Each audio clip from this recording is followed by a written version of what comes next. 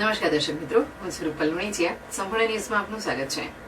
વાવથરા જિલ્લાના દિયોદર હાઈવે વિસ્તારમાંથી શંકાસ્પદ ખાતરનો મોટો જથ્થો ઝડપાયો છે. વાવથરા જિલ્લા એસઓજી પોલીસે બાતમીના આધારે ખાતર ભરેલી એક ટ્રકને ઝડપી પાડી હતી.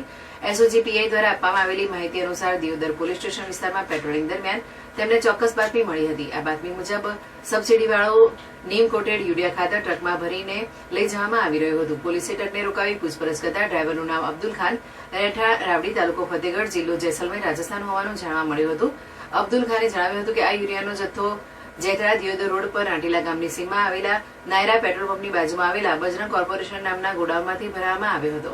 ટ્રકમાંથી કુલ 777 યુરિયા બેગ મળી આવી હતી. આ ખાતરની કિંમત ₹13,98,600 આંકવામાં આવી છે. કુલ મુદ્દામાલ જેમાં ટ્રકનો પણ સમાવેશ થાય છે તેની કિંમત ₹24,04,600 થાય છે, જેને સીઝ કરવામાં આવ્યો છે. પ્રાથમિક પૂછપરછમાં આ મુદ્દામાલ હૈદરાબાદ લઈ જવાનો હોવાનું જણાવ્યું છે. એસઓજી પોલીસે તાત્કાલિક ખેતીવાડી વિભાગને જાણ કરી હતી, જેના પગલે અધિકારીઓ ઘટનાસ્થળે દોડી આવ્યા હતા. શંકાસ્પદ યુરિયાના જથ્થાને હાલ સીલ કરીને દિયોદર પોલીસ સ્ટેશન ખાતે રાખવામાં આવ્યો છે અને વધુ તપાસ ચાલુ છે.